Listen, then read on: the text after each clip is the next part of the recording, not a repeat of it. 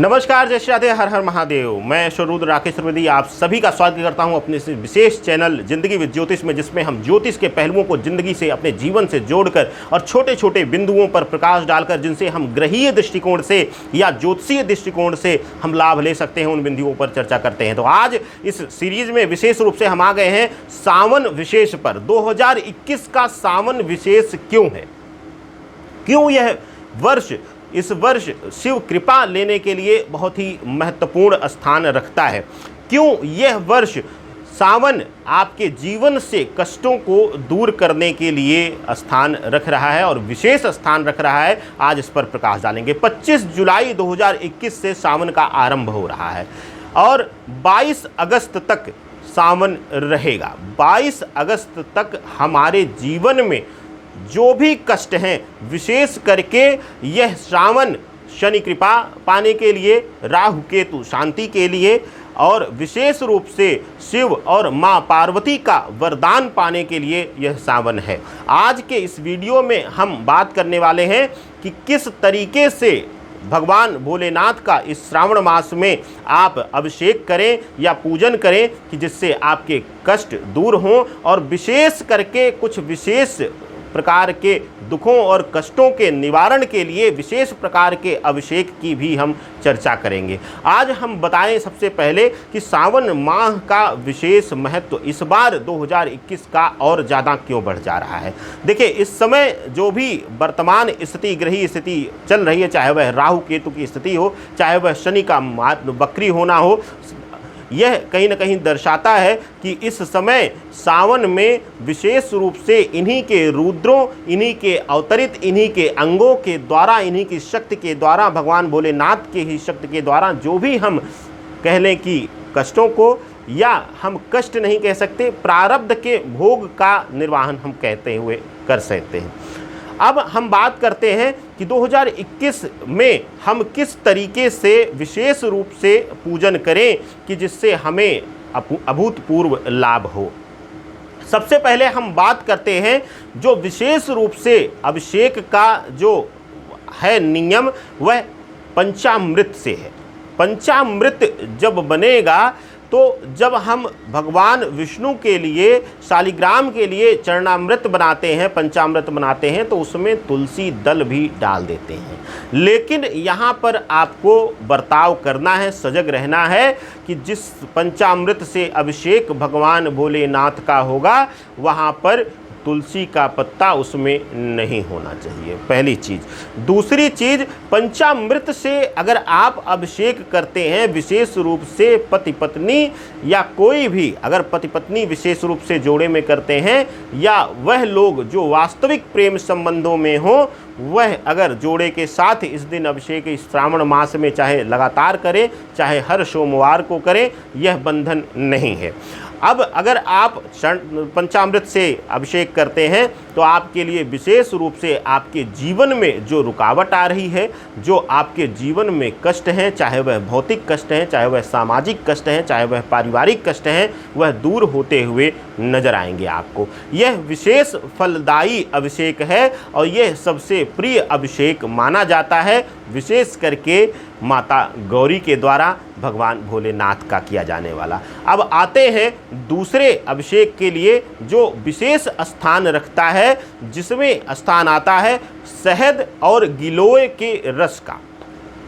शहद का अभी तक आपने सुना होगा, शहद और गिलोय के रस दोनों से किया जाने वाला अभिषेक आपके जीवन से कहीं न कहीं अकाल मृत्यु, बेवजह की बीमारियों के कारण आपका आर्थिक व्यय या आपके जीवन में आने वाला आर्थिक संकट, यह दूर करता है। पहले आपको गिलोय के रस से अभिषेक करके और फिर उसके बाद शुद्ध देसी शहद मिल जाए तो उसका लेपन शिवलिंग पर करके फिर उसको दूध या आप उसको गंगा जल से फिर से स्नान करा सकते हैं, अभिषेक कर सकते हैं। और यह क्रिया आपको विशेष रूप से अगर आप देखें तो नर्मदेश्वर शिवलिंग पर आपको करना चाहिए, जहां पर तांबे का या चांदी का उनके ऊपर नाग विराजमान हो, और उसी कोशिश करिए कि उसी नाग के फन पर वह अभिषेक की धार गिरे, जिससे कि आपके जीवन में राहु और केतु की भी शांति का प्रभाव आए।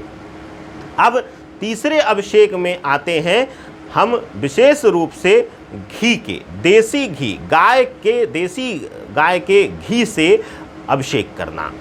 अगर हम देसी घी से अभिषेक करते हैं तो हमारे जीवन में अगर संतान संबंधी कोई दिक्कत आ रही है, या संतान के द्वारा पीड़ा मिल रही है, संतान के द्वारा कष्ट मिल रहा है, तो उसमें कहीं ना कहीं मुक्ति मिलती हुई नजर आएगी और आपको अभूतपूर्व लाभ इस अभिषेक से होगा।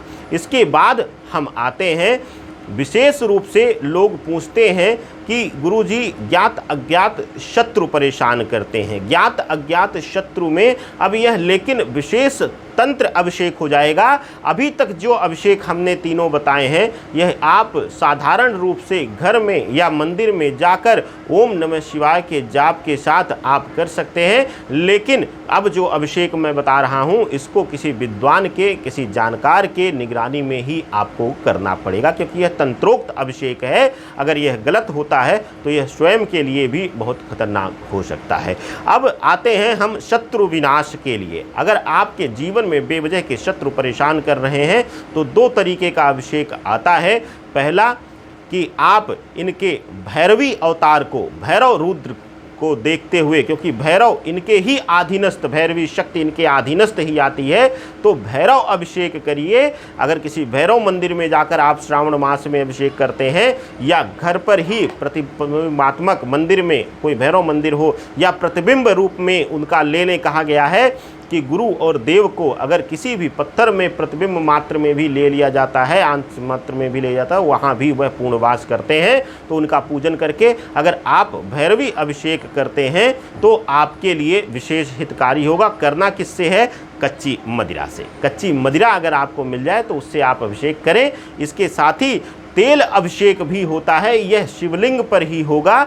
शिवलिंग पर अगर आप सरसों के तेल से अभिषेक करते हैं तो किसी भी तरीके के अभिष्ट से या किसी भी तरीके की नकारात्मक शक्ति से, किसी भी तरीके के शत्रुओं से आपको तुरंत मुक्ति मिलती है और कहीं न कहीं उस शत्रु का सर्वनाश भी होता है। तो यह क्रिया तंत्रोक्त है। इस क्रिया को करने से पहले किसी विशेष ब्राह्मण या अपने गुरु का आप महत्वपूर्ण सहयोग लें, जिससे कि आपके जीवन में हितकारी हो। अब इसके बाद अगर हम बात करें तो इसके बाद आता है स्थान। अगर आप संतान प्राप्ति विशेष रूप से अगर यह दे रहे हैं हम आपको उपाय कि अगर संतान प्राप्ति के लिए आप प्रयास कर रहे हैं, हर तरीके के मेडिकल सुविधा आपने ले लिया है लेकिन आज तक रिजल्ट आपको नहीं मिला है, दर दर भटक रहे हैं, तो 101 धतूरे के फूल का प्रयोग आपको करना है और पति पत्नी मिलकर इसको हर सोमवार और शनिवार श्रावण मास में दोनों तिथियों में करना है।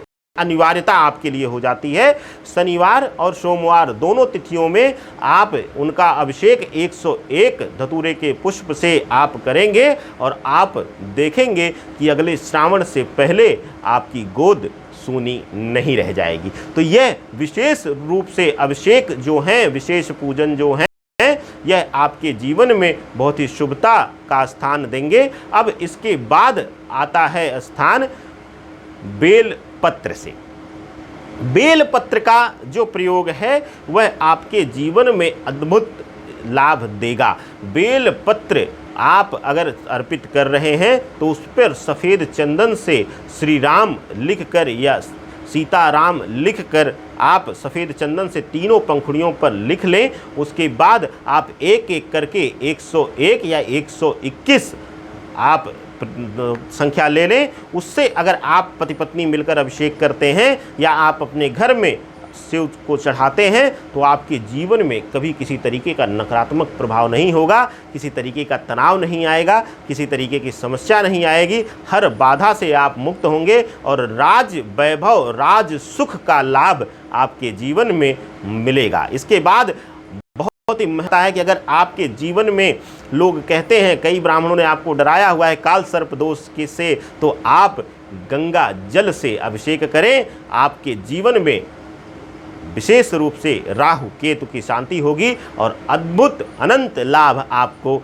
श्रावण मास में मिलेगा। तो उम्मीद करता हूँ, आशा करता हूँ कि इस विशेष श्रावण मास का लाभ आप लेंगे और इन विशेष अभिषेकों का प्रयोग आप अपने जीवन में करेंगे और यह आपके लिए अत्यंत शुभकारी लाभकारी भी होगा। नमस्कार। हर हर महादेव।